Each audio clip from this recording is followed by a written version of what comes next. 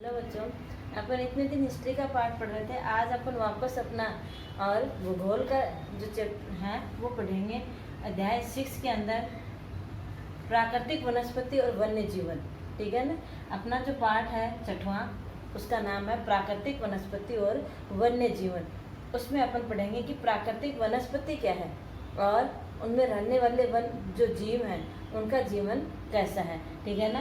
तो वनस्पति जो है, पेड़ पौधे हैं, वो अलग अलग स्थानों पर अलग अलग प्रकार के पाए जाते हैं। जैसी वहाँ की जलवायु होती है, जहाँ जैसी वर्षा है, जलवायु है, मौसम जैसा पाया जाता है, उसी के अकॉर्डिंग, उसी के अनुसार क्या है, पेड़ पौधे भी वैसे ही होते हैं। तो अलग अलग स्थानों पर अलग अलग प्रकार की वनस्पति, घास, वन आदि पाए जाते हैं। तो कैसे हैं कि जैसे जैसे अपन ऊंचाई वाले भागों की ओर जाते हैं तो वनस्पति की विशेषताएं भी उससे संबंधित होती हैं, वहाँ की जलवायु भी वैसी ही होती है। ठीक है।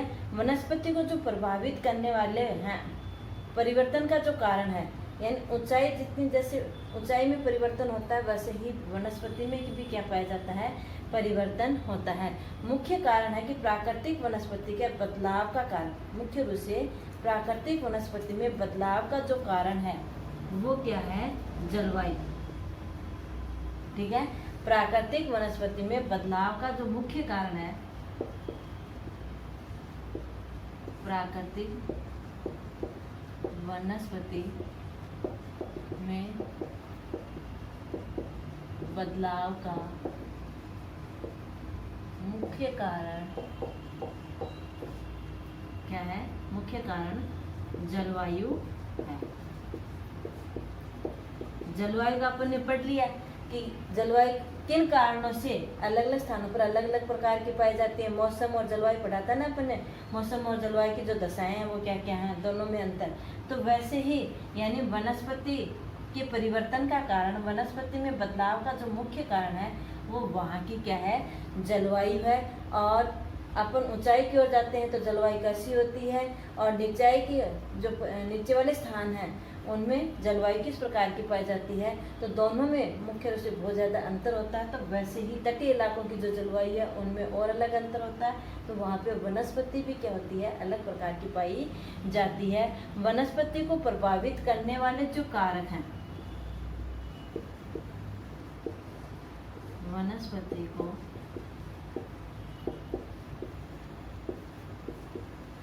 प्रभावित करने वाले मुख्य कारक निम्न है। ठीक है। वनस्पति को प्रभावित करने वाले मुख्य कारक कौन कौन से हैं? तापमान, दूसरा कैसी है, आर्द्रता, और तीसरी है मिट्टी। मिट्टी का ढाल कैसा है, मिट्टी कैसी है, ठीक है ना, मोटा उसकी परत कैसी है। तो ये तीन बातें क्या है, मुख्य रूप से वनस्पति को क्या करती हैं, प्रभावित करती हैं। प्राकृतिक वनस्पति को, प्राकृतिक वनस्पति को मुख्य रूप से 3 श्रेणियों में विभाजित किया है। प्राकृतिक वनस्पति को मुख्य रूप से 3 श्रेणियों में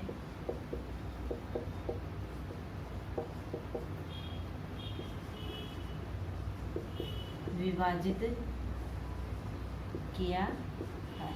कौन है 3 श्रेणी, कौन कौन सी हैं? नंबर 1 वन, नंबर 2 घास स्तर,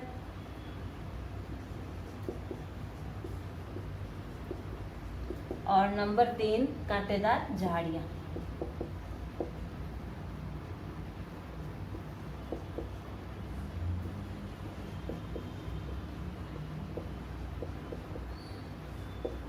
ठीक है। तो प्राकृतिक वनस्पति को मुख्य रूप से 3 प्रकार की श्रेणियों में विभाजित किया गया है, वन, घास और कांटेदार वृक्ष। ठीक है। वन जो है वो कहाँ है कि वन के लिए उपयुक्त तापमान और लगातार परिपूर्ण वर्षा वाले क्षेत्रों के अंदर क्या है, सघन एवं खुले वनों का विकास होता है। वन कौन से हैं? ठीक है, वन है वृक्षों के लिए उपयुक्त, वृक्षों के लिए उपयुक्त तापमान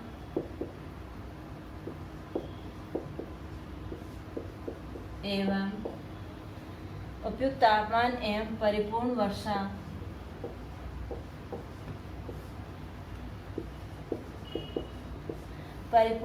वाले क्षेत्रों में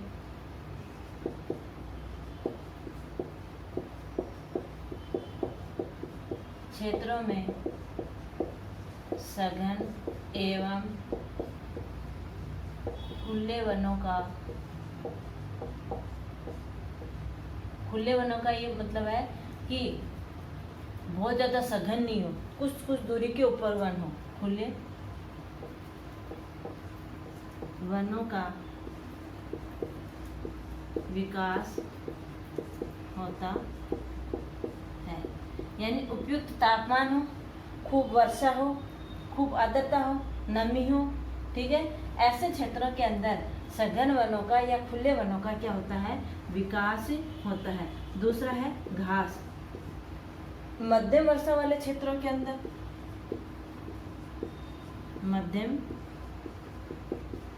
वर्षा वाले क्षेत्रों में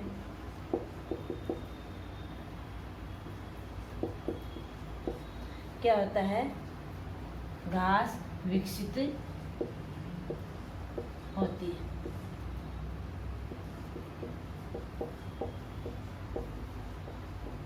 ठीक है, घास विकसित होती है। तीसरा है कांटेदार झाड़ियाँ।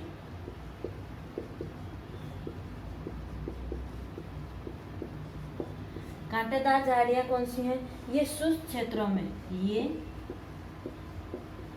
कैसे क्षेत्र होते हैं, शुष्क, जहाँ वर्षा बहुत कम होती है, शुष्क क्षेत्रों में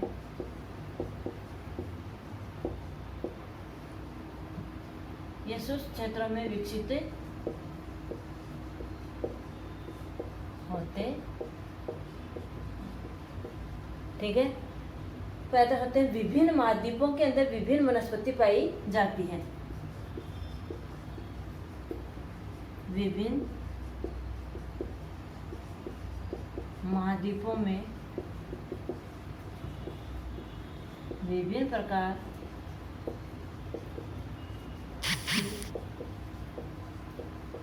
वनस्पति पाई जाती है। ठीक है, जहाँ बिल्कुल कम बारिश होती है, बिल्कुल शुष्क क्षेत्र होता है, वहाँ पर क्या है, कांटेदार झाड़ियाँ होती हैं। जहाँ पे मध्यम वर्षा होती है वहाँ पे घास भी विकसित होती है, और जहाँ पे उपयुक्त अच्छा तापमान रहता है, खुल करके पूरा और परिपूर्ण रूप से वर्षा होती है, तो ऐसे क्षेत्रों के अंदर सघन और खुले वनों का विकास होता है। अब अपन पढ़ेंगे वन। वन कितने प्रकार के होते हैं, कौन कौन से वन होते हैं, अलग अलग। जैसे मैंने आपको शुरू में जो अक्षांश और देशांतर जो बताए थे, उन अक्षांश और देशांतरों की क्योंकि जलवायु को प्रभावित करने वाले कारकों के अंदर मैंने आपको बताया था अक्षांशों की स्थिति की जलवायु को प्रभावित करती हैं। तो कौन से अक्षांशों के अंदर कौन से देश स्थित हैं, उसी के अनुसार वर्षा होती है, और किस क्षेत्र के अंदर कौन सा देश है, ऊंचाई पे है नीचाई पे है, उसी के अनुसार वनों का विकास होता है। ठीक है ना। तो अपन पढ़ते हैं वन। पहला है वनों के प्रकार। वनों के प्रकार वन कौन कौन से हैं? पहला है उष्णकटिबंधीय सदाबहार वन।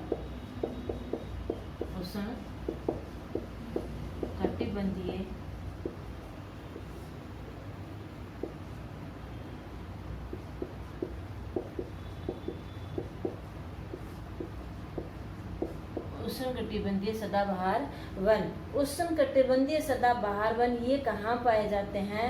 ये भूमध्य रेखा एवं उष्णकटिबंधीय के पास पाए जाते हैं। ये वन कहाँ पाए जाते हैं? पहला है, इसकी पहली विशेषता है ये भूमध्य रेखा के आसपास पाए जाते हैं। ये वन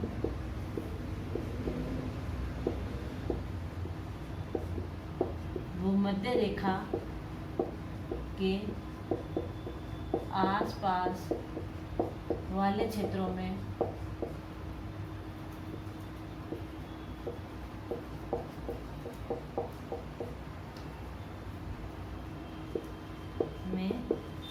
पाए जाते हैं। ठीक है, भूमध्य रेखा के आसपास वाले क्षेत्र, ये क्षेत्र क्या होते हैं, गर्म होते हैं। आपको बताया था कि भूमध्य रेखा पृथ्वी के जो बीच वाली विभाजित करने वाली जो रेखा है उसको भूमध्य रेखा कहते हैं। ठीक है ना, और इस रेखा के आसपास वाला क्षेत्र क्या रहता है, हमेशा गर्म रहता है। तो ये क्षेत्र क्या होते हैं, गर्म होते हैं।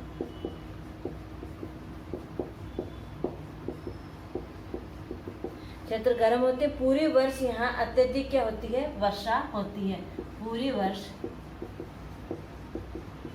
यहाँ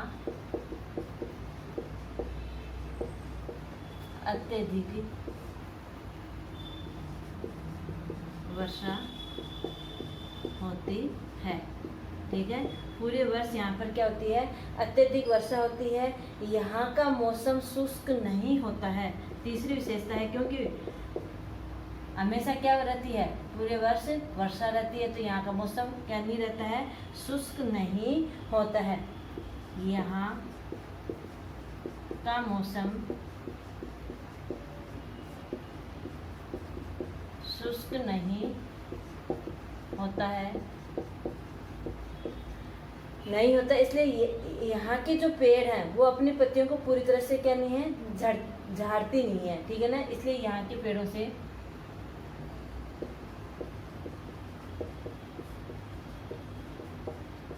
यहाँ के पेड़ों की पत्तियाँ क्या नहीं है, पूरी तरह से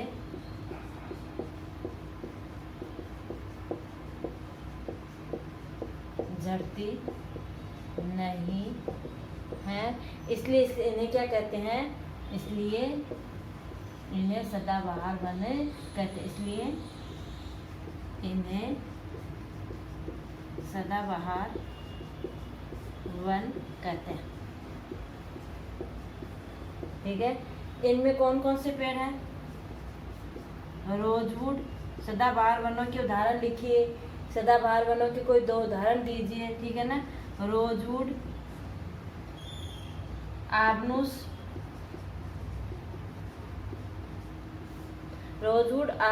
और महोगनी आदि सदाबहार उष्णकटिबंधीय सदाबहार वनों के क्या हैं, उदाहरण हैं आदि। ठीक है, ये ब्राजील के उष्णकटिबंधीय क्षेत्रों के अंदर बहुत अधिक पाए जाते हैं। इसलिए उस क्षेत्र को क्या है, धरती के फेफड़े की तरह प्रतीत होता है। यानी उन्हें धरती के फेफड़े, जैसे अपन को फेफड़े से श्वास आता है, वैसे ही धरती को जैसे उन्हीं से ही श्वास ले रही है, उन्हीं से ही शुद्ध हो रही है। वहाँ पर अत्यधिक वन पाए जाते हैं। विश्व का सबसे बड़ा सांप जो एनाकोंडा होता है वो ब्राजील के ही उष्णकटिबंधीय क्षेत्रों में पाया जाता है। ये दो बात भी आपको ध्यान में रखनी है कि ब्राजील के क्षेत्र में इतने उष्णकटिबंधीय ये वन पाए जाते हैं कि अधिक सघन वन वहाँ पर पाए जाते हैं। इसी के कारण ऐसा प्रतीत होता है कि वो क्या है, धरती का फेफड़ा है। दूसरी बात कि वहाँ पर विश्व का सबसे बड़ा जो एनाकोंडा सांप होता है वो भी उन उष्णकटिबंधीय सदाबहार वनों के अंदर पाया जाता है। आगे वाले वन का प्रकार अपन आगे वाली वीडियो के अंदर पढ़ेंगे। धन्यवाद।